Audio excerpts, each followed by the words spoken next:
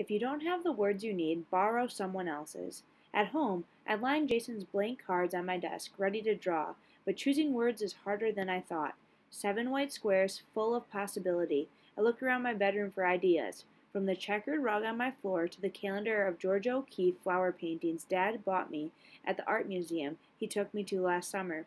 That's my dream, to be an artist, and have people gasp when they see my paintings, like I do on the first day of each new month. I have a tiny clothespin at the bottom of the calendar pages so I don't cheat and peek ahead. I want each month's flower to be a surprise.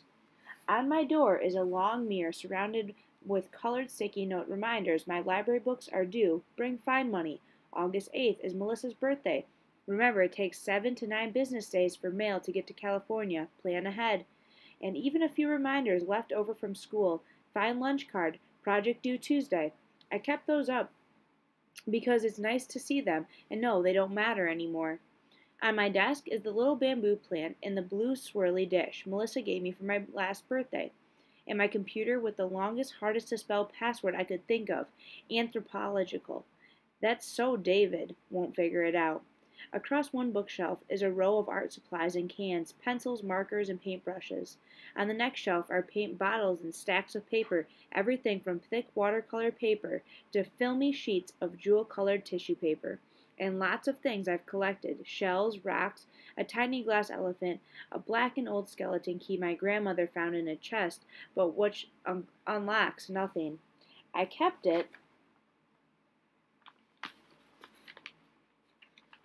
because I like how it feels in my hand, the heart shape of the top and the jagged teeth at the bottom, and because not everything worth keeping has to be useful. Between my desk and my bed is a long window with a gauzy purple curtains that let daylight through even when the curtains are closed, and on the windowsill is a row of tiny colored bottles I bought one day at Elliot's Antiques, a sunlit purple, green, and gold. On the other side of my desk hangs my bulletin board, covered with drawings and little paintings, a pencil gray castle I started but never finished, a monkey painted on an emerald tissue paper rainforest, a colored pencil carton from 3 years ago of my guinea pigs dancing. I still like it, even if it's old and I can do better now. Well, there's something. I pick up my pencil and write on the first cards, drawing. Guinea pig. Under my window, Nutmeg and Cinnamon purr happily, shuffling through the shavings in their cage. Nutmeg lifts her head and I look away quick. Anytime they catch me watching them, my guinea pigs think I should feed them. Picking up the next card, I decide I shouldn't do just me words. That day, with the guitar, Jason could have used something fiery to say, something juicier than sad or mad. A string of words popped to mind, but I don't want to get in trouble with his mother, so I choose gross, awesome, stinks a big one. I'm not going to show these to Mom, especially the last one. I don't remember seeing exclamation points on any of Jason's other cards, but awesome with a period doesn't seem right. And if gross has one exclamation point, stinks a big one needs at least 3. My pen hovers over the 6th card. I could do another favorite, raspberry sherbet or ice skating or goldfish. I look past my messy closet. Open closet doors carefully. Sometimes things fall out. To CDs, cassettes, and books lining the shelves near my bed, but Jason already has book and music, and who knows if he likes raspberry sherbet. I could pick words about the clinic, hallway, or bookshelf or magazine, or I could do funny words like hoity-toity, or angry ones like oh yeah, or hurt words like I didn't mean to. There's a gazillion words and phrases I could choose, and none of them seem worth one of my two last cards. So I push the blank cards aside and draw pictures for the others.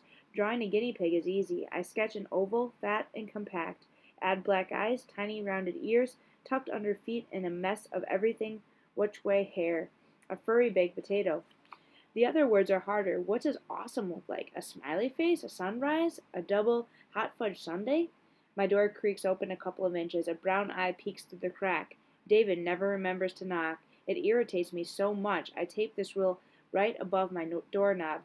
This is Catherine's room. David must not. No toys in the fish tank, he says. I pull forward one of my 2 blank cards and write in big block letters an unbendable, sharp-cornered David word, rule. By the time I get to the living room, David's already crouched in front of the fish tank, his smiling face reflected in the glass. Out the window behind the aquarium, I see Mom in the front yard talking to the mailman, and in the fish tank, one of my old Barbie dolls sits on the gravel, her arm raised in a friendly wave, as though she spotted Ken across the living room and is inviting him to join her. And don't forget the scuba equipment, darling. Barbie's pink lipstick smile beams through the water, her long hair floating around her like a tangle of white blonde kelp. The goldfish nibble at it, and Barbie, queen of the fishes, waves cheerfully. The goldfish are used to David dropping strange beans into their tank. They always swim over to check out the newest arrival and try to eat it. When that doesn't work, they accept it, along with their usual plastic plants and little castle. Remember the rule. I flip open the top of the aquarium. No toys in the fish tank. David nods, but I'm not fooled. He may not buy into the fish tank rule, but he's got this one down pat. If you want someone to leave you alone, agree with her. You can only put things in here that belong, I explained, like stuff you buy at a pet store. That all goes in the fish tank. David leans in for a closer view as I pull Barbie up through the water. Willpower is trying hard not to do something that you really want to do, said Frog. He glances at me, hopeful. Mom says David'll never learn to talk right if we keep letting him borrow words, but his face is so full of please. I say, you mean like trying not to eat all of these cookies? Asked Toad. Water from Barbie's hair trickles down my arm as I hold her over the fish tank, waiting for the dripping to stop.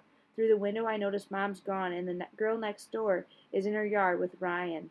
He points at my house, and the girl spins around. She waves. I drop Barbie to wave back. No toys in the fish tank, David cries. It's wet. It's okay, I say out of the corner of my smile. It was an accident. I'll get her back out. Ryan keeps talking, his hands moving like he's explaining something. I hope he isn't saying things about me, especially not how I yelled at him when he called David the R word on the bus. But her wave didn't seem like a making fun of wave. It seemed more like a hi. Wet! Glancing to David, I see his pants wadded at his feet. I jump in front of the window to pull the curtains closed. David, go find Mom, now! I have a pants rule, too. Pantless brothers are not my problem.